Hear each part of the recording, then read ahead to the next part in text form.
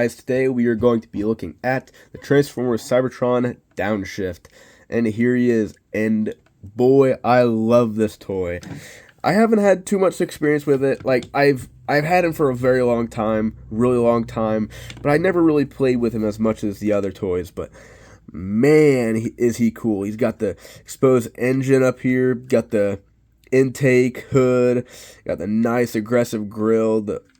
This is like 60s, 70s muscle. You can definitely tell. I love the car. Looks so incredibly awesome, and it's pretty clean underneath. Can't tell he's going to transform, or yeah, you can, but you know, if you don't know, these are his shins, but other than that, that's it. You know, it's just such a clean vehicle. You can tell, like, it would be a convertible. You know, you can see just the dimpling for, like, its canvas or something. Sorry for that little, like, smudge or whatever, but, you know, it's just so incredibly cool. Just love the look of it. The black stripe down the side. I don't own his guns. The guns would probably go in these, I assume, 5mm ports. The rims are awesome, you know, just super cool. Love the look of the car. You know, I want to see a legacy version of this. I want to see how they can do something like this again, like make a mean muscle car, you know, or like maybe sponsor it, like get licensing from like Dodge or Chevy or Ford or something to make like a Mustang or like a Chevelle or a Challenger, Charger. You know, that would be awesome if they did that in Legacy. You know, this car is awesome. I love the Prime Cliff Jumper. He's a muscle car. You know, everything about it. If you want, there was a redeco of this toy. His name was Big Daddy of the Micromaster, the G1 Micromaster. And he was black and orange. I don't own that toy, but still, this toy looks awesome. Enough talking about the car, because we'll probably be talking about it all day. But let's get into transformation. So I'm gonna come to the doors and fold them out. And typically, or at least on my copy, it'll just pull the arms out of these, but they just go in like that. So we'll flip out the fists, and so yeah. Flip out the fists, like so, and we'll just leave them like that. So, you can split the back, and now you bring that down, and it'll automorph a little bit, and it'll reveal his head, and now we'll bring the waist down, and it will clip in like that. Now we'll flip that up, have to flip this little panel down. Can't really get it, because on mine it's super stiff, and now we can bring the foot out because the exhaust is in the way, that molded exhaust. So now move that down, now you can flip that down, and same thing on this side. Flip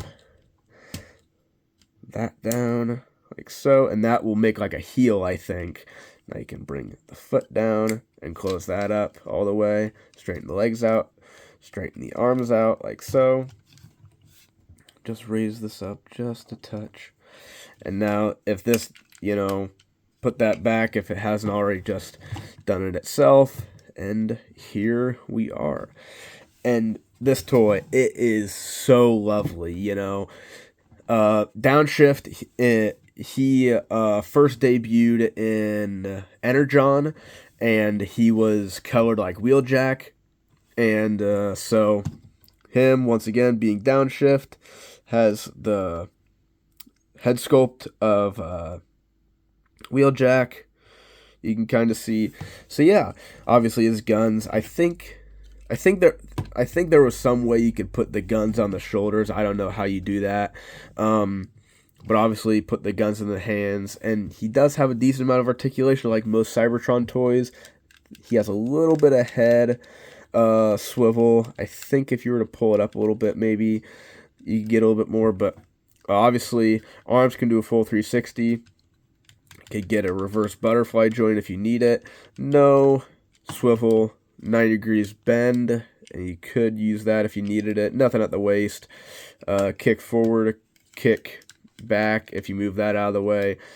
Out, got a knee swivel, and then a knee, and then you could move that forward if you needed it. Has a little toe tilt. So yeah, his Cyberkey gimmick is a little different. I think you come back here and you open this up like so. I think you can do it from the back. Yeah, just put the Cyberkey in, and this weird claw gun thingy comes out. You know, you can see the claws and stuff in there, like that sort of detailing. Then this crystal looking thing, you know, like maybe it like he runs up and he grabs someone and then just shoots them. I don't know.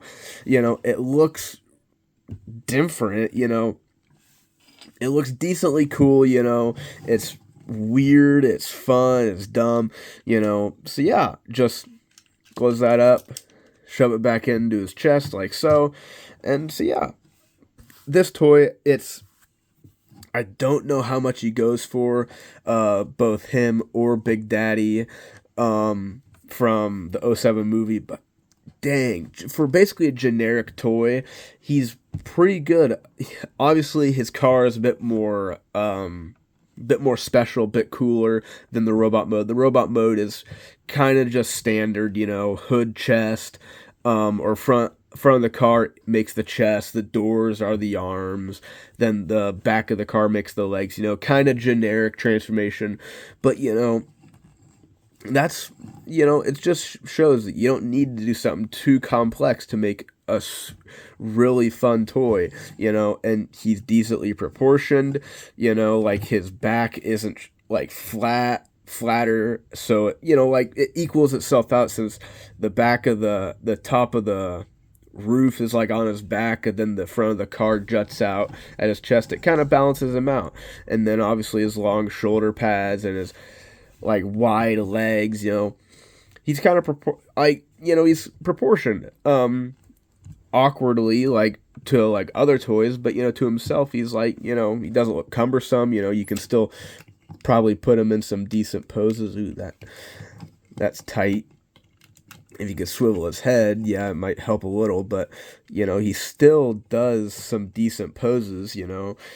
And that's the thing that I love about Cybertron, is that they balance the gimmicks with articulation the best. And then they obviously had phenomenal plastic, and this toy is another representation of that statement. You know, he has pretty good articulation for his time. He can pull off a wide variety of poses, dynamic and just like static, I guess, or like just standard poses.